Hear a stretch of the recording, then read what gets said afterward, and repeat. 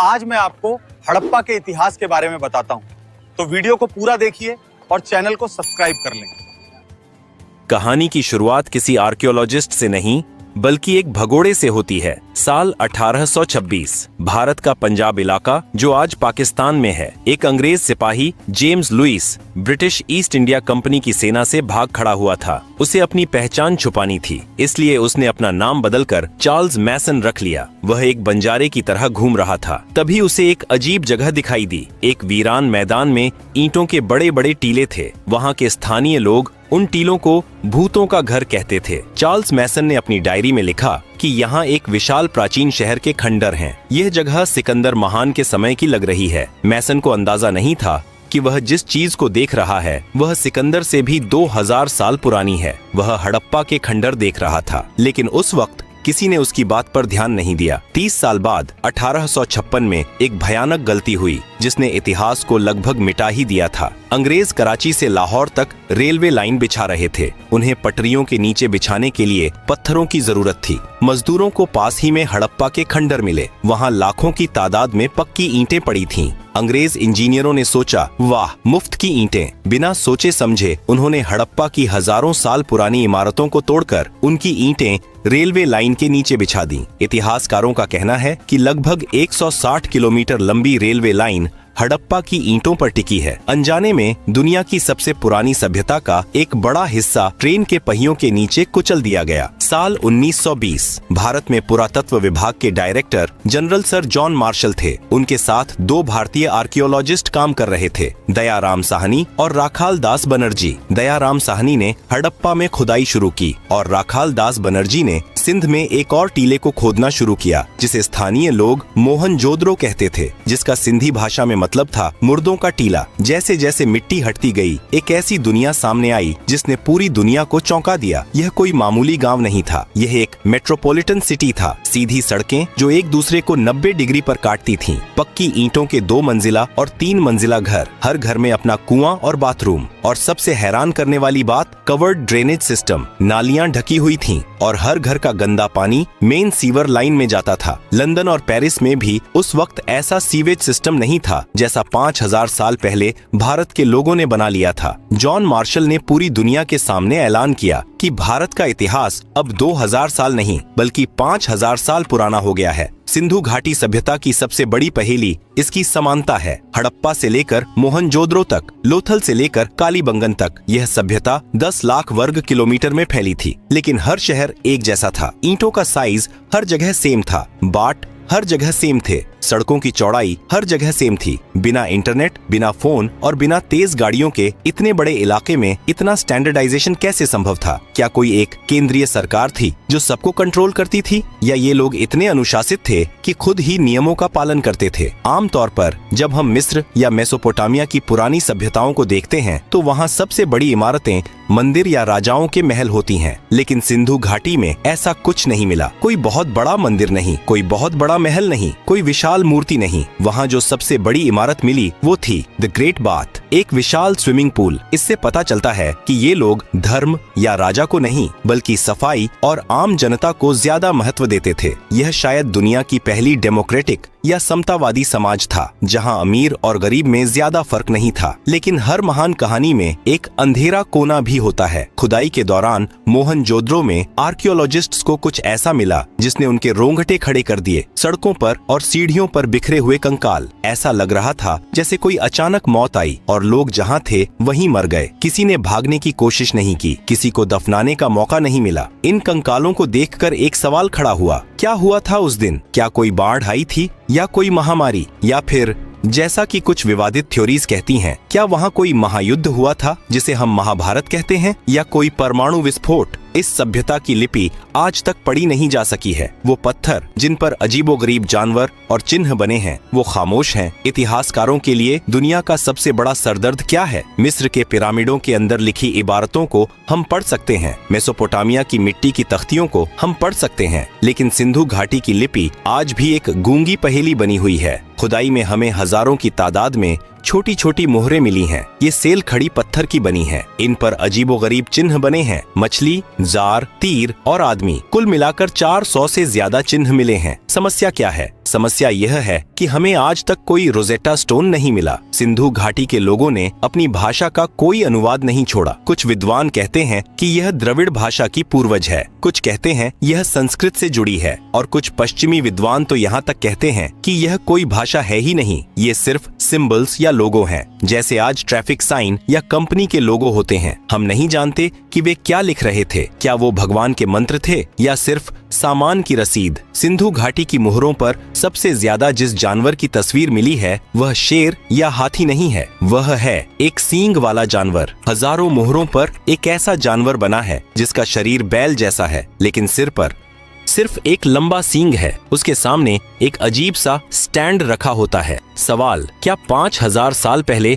भारत में यूनिकॉर्न होते थे? जीव विज्ञान कहता है नहीं। तो फिर ये क्या था? शायद यह एक बैल का साइड प्रोफाइल है जहां दूसरा सींग पहले सींग के पीछे छुप गया है, या शायद यह उनका कोई धार्मिक प्रतीक था, जैसे आज हम नंदी या गरुड़ को मानते हैं, या शायद यह उस जमाने के सबसे ताकतवर व्यापारी या शासक वर्ग का बैज था। जो भी इस मुहर को दिखाता था उसे वीआईपी ट्रीटमेंट मिलता था। अब चलते हैं गुजरात के लोथल शहर में। 1954 में जब यहाँ खुदाई हुई तो एक विशाल ईंटों का तालाब मिला। पहले लगा यह कोई जलाशय है, लेकिन जब इसकी इंजीनियरिंग को समझा गया तो सबके होश उड़ गए। यह दुनिया का सबसे पुराना डॉकयार्ड था। सिंधु घाटी के लोग हाइड्रोलिक इंजीनियरिंग के उस्ताद थे। उन्होंने समुद्र और साबरमती नदी के पानी को शहर तक लाने के लिए एक नहर बनाई। उन्होंने टाइडल लॉक सिस्टम बनाया था, यानी जब ज्वार आता तो जहाज अंदर आ जाते और जब पानी कम होता तो लकड़ी के दरवाजे बंद कर दिए जाते ताकि जहाज कीचड़ में न फंसे। लोथल से मोहरें मिली हैं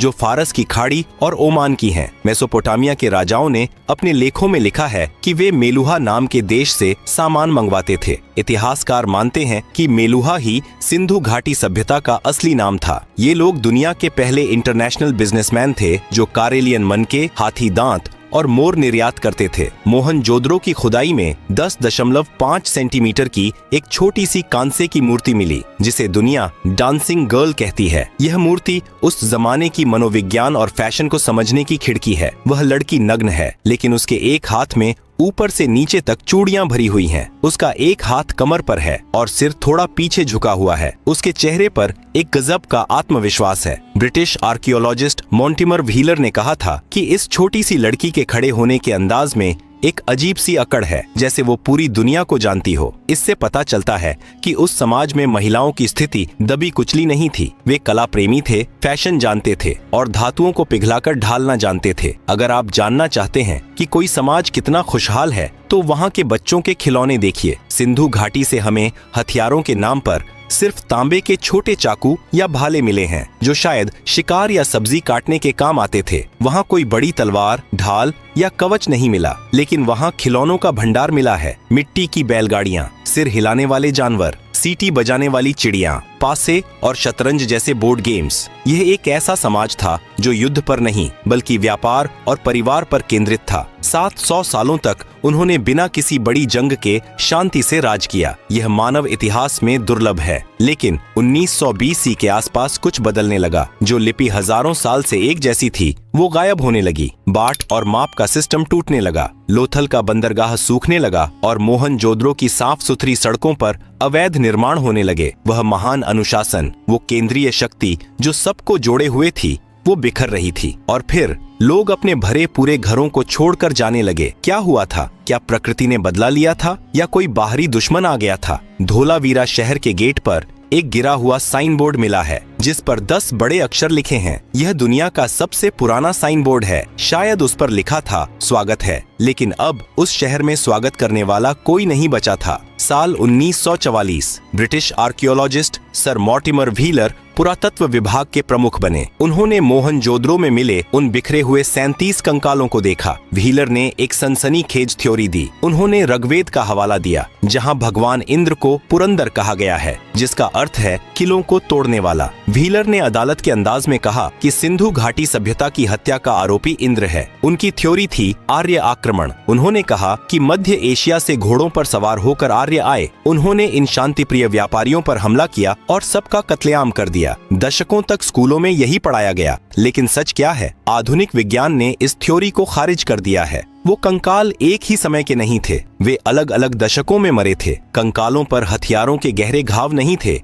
जो किसी बड़े युद्ध की ओर इशारा करते। राखी घड़ी में मिले डीएनए सैंपल से पता चलता है कि यहाँ के लोगों का जीन पूल हजारों सालों से एक जैसा था। कोई अचानक विदेशी बदलाव नहीं आया था। तो अगर युद्ध नहीं हुआ तो वो मरे कैसे? हत्यारा कोई इंसान नहीं बल्कि जलवायु परिवर्तन था। सिंधु घाटी सभ्यता सिर्फ सिंधु नदी पर नहीं बल्कि एक और विशाल नदी पर निर्भर थी, घग्गर हकरा नदी, जिसे कई विद्वान पौराणिक सरस्वती नदी मानते हैं। सैटेलाइट इमेजरी और भूवैज्ञानिक बताते हैं कि करीब 2000 बीसी से 1900 बीसी के आसपास हिमालय में बड़े भूकंप आए। इन भूकंपों ने जमीन को ऊपर उठा दिया और नदियों का रास्ता बदल दिया। यमुना नदी जो पहले सरस्वती में मिलती थी, वह पूरब की तरफ मुड़कर गंगा में मिल गई। सतलज नदी पश्चिम की तरफ मुड़कर सिंधु में मिल गई। परिणाम, वह विशाल सरस्वती नदी जिसके किनारे हजारों शहर बसे थे, वह सूखने लगी। सोचिए उस मनोवैज्ञानिक डर को, जब आपके शहर का कुआं सूख जाए, फसलें मर जाएं और बारिश होना बंद हो जाए। यह एक धीमी मौत थी। लोग भूखे मरने लगे और बीमारियों ने उन्हें जकड़ लिया। मोहनजोदड़ो के वो कंकाल शायद महामारी के शिकार थे, युद्ध के नहीं। अब बात करते हैं उस सबसे विवादित और रहस्यमयी थ्योरी की जो अक्सर इंटरनेट पर तैरती है। क्या मोहनजोदड़ो में 4000 साल पहले परमाणु विस्फोट हुआ था? दावा किया जाता है कि मोहनजोदड़ो में एक खास जगह है जहां रेडियो एक्टिव राख मिली है। वहां के पत्थर पिघलकर कांच बन गए हैं, जो सिर्फ 1500 डिग्री सेल्सियस से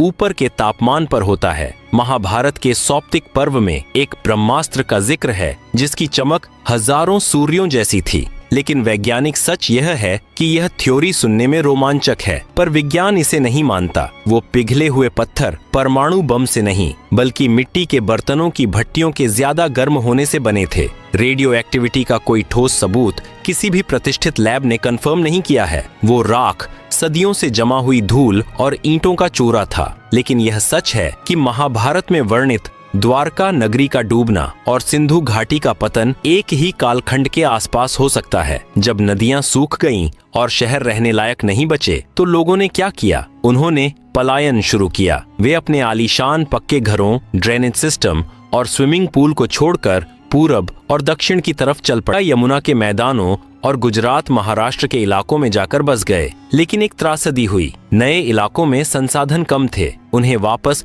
गांव की तरफ लौटना पड़ा। अगली कुछ सदियों में लिखना पढ़ना भुला दिया गया। ईंटों के स्टैंडर्ड साइज का ज्ञान खो गया। इंटरनेशनल ट्रेड बंद हो गया। इसे इतिहास में शहरीकरण का अंत कहा जाता है। भारत 1000 साल पीछे चला गया। तो क्या सिंधु घाटी सभ्यता पूरी तरह मर गई? नहीं, शहर मरे थे, लोग नहीं। सिंधु घाटी के लोग कहीं गायब नहीं हुए, वे हम बन गए। आज भी हम जिस तरह नमस्ते करते हैं, जिस तरह मांग में सिंदूर भरते हैं, जिस तरह पीपल के पेड़ की पूजा करते हैं या जिस तरह अपनी साधी पहनते हैं, यह सब हमें किसी किताब ने नहीं सिखाया। यह हमारे डीएनए में 5000 साल से चला आ रहा है। हड़प्पा की ईंटें टूट गईं, लेकिन उनकी संस्कृति आज भी भारत की आत्मा में सांस ले रही है। लेकिन एक सवाल अभी भी बाकी है। राखी घड़ी की हालिया डीएनए रिपोर्ट ने एक ऐसा खुलासा किया है जिसने आर्य सिद्धांत और भारतीय इतिहास की किताबों को बदलने की चुनौती दे दी है। क्या हम सच में बाहर से आए थे या हम हमेशा से यहीं थे? हरियाणा का हिसार जिला, यहाँ एक गांव है राखी घड़ी। यह जगह हड़प्पा और मोहनजोदड़ो से भी बड़ी साइट मानी जा रही है। साल 2015 से 16 में यहाँ पुरातत्वविदों ने खुदाई की और उन्हें एक 4500 साल पुराना महिला का कंकाल मिला। वैज्ञानिकों ने इस कंकाल के कान की हड्डी से डीएनए निकाला। यह एक बहुत मुश्किल काम था, लेकिन कामयाबी मिली। 2019 में जब इस डीएनए की रिपोर्ट दुनिया के सामने आई तो इतिहास की किताबों में भूचाल आ गया। उस महिला के डीएनए में स्टेपी यानी आर्यन जीन का कोई नामो निशान नहीं था, यानी तथाकथित आर्य उस समय वहाँ मौजूद नहीं थे। उसका डीएनए आज के दक्षिण भारतीय और उत्तर भारतीय दोनों से मेल खाता है। निष्कर्ष यह है कि हम सब चाहे उत्तर के हों या दक्षिण के, उसी हड़प्पा महिला के वंशज हैं। आर्य और द्रविड़ की लड़ाई शायद राजनीति ने बनाई थी। विज्ञान ने साबित कर दिया कि हड़प्पा के लोग ही आधुनिक भारतीय हैं। हम कहीं बाहर से नहीं आए, हम हमेशा से यहीं थे। अब चलते हैं उत्तर प्रदेश के बागपत जिले में सनौली गांव। यहाँ 2018 में ASI को कुछ ऐसा मिला जिसने इस धारणा को तोड़ दिया कि सिंधु घाटी के लोग सिर्फ शांति प्रिय व्यापारी थे और लड़ना नहीं जानते थे। सनौली में जमीन के नीचे से शाही ताबूत मिले और उनके साथ मिले युद्ध रथ, तांबे की तलवारें, ढाल, हेलमेट और घोड़ों या बैलों द्वारा खींचे जाने वाले रथ। यह खोज 2000 BC से 1800 BC के आसपास की है। यह वही समय है जब महाभारत का युद्ध माना जाता है। सनौली के ये योद्धा बताते हैं कि हमारे पूर्वज सिर्फ ईंटें जोड़ना नहीं बल्कि तलवार चलाना भी जानते थे। यह खोज वैदिक संस्कृति और हड़प्पा संस्कृति के बीच की गुम हुई कड़ी हो सकती है। 5000 साल बाद आज हम 21वीं सदी में खड़े हैं। हमारे पास स्मार्टफोन्स हैं, सैटेलाइट्स हैं और बुलेट ट्रेन हैं, लेकिन क्या हम हड़प्पा वालों से ज्यादा समझदार हैं? जब मुंबई या दिल्ली में थोड़ी सी बारिश होती है तो सड़कों पर पानी भर जाता है, सीवर जाम हो जाते हैं। हड़प्पा वालों ने 5000 साल पहले ऐसी नालियां बनाई थीं जो कभी जाम नहीं होती थीं। उन्होंने पानी की एक एक बूंद की कीमत समझी थी। इतिहास की चेतावनी है कि सिंधु घाटी सभ्यता किसी दुश्मन की तलवार से नहीं बल्कि पर्यावरण बदलाव से खत्म हुई थी। उन्होंने नदियों के सूखने और मानसून के बदलने का सामना किया। आज हम उसी मोड़ पर खड़े हैं। ग्लेशियर्स पिघल रहे हैं, मौसम बदल रहा है। हड़प्पा के खंडर हमें चीख चीख कर कह रहे हैं कि अगर तुम प्रकृति के साथ नहीं चलोगे तो तुम्हारे बड़े बड़े शहर भी एक दिन मुर्दों का टीला बन जाएंगे। कहानी के अंत में आइए एक नजर अपने आप पर डालें। जब आप सुबह उठकर नहाते हैं, जब आप हाथ जोड़कर नमस्ते करते हैं, जब एक भारतीय महिला अपनी मांग में सिंदूर भरती है, जब हम पीपल के पेड़ या नंदी की पूजा करते हैं, यहाँ तक कि जिस शतरंज को हम खेलते हैं, यह सब हमें हड़प्पा सभ्यता ने दिया है। सभ्यताएं मरती नहीं हैं, वे बस अपना रूप बदल लेती हैं। सिंधु घाटी सभ्यता की ईंटें भले ही रेलवे लाइन के नीचे दब गई हों, लेकिन उसकी आत्मा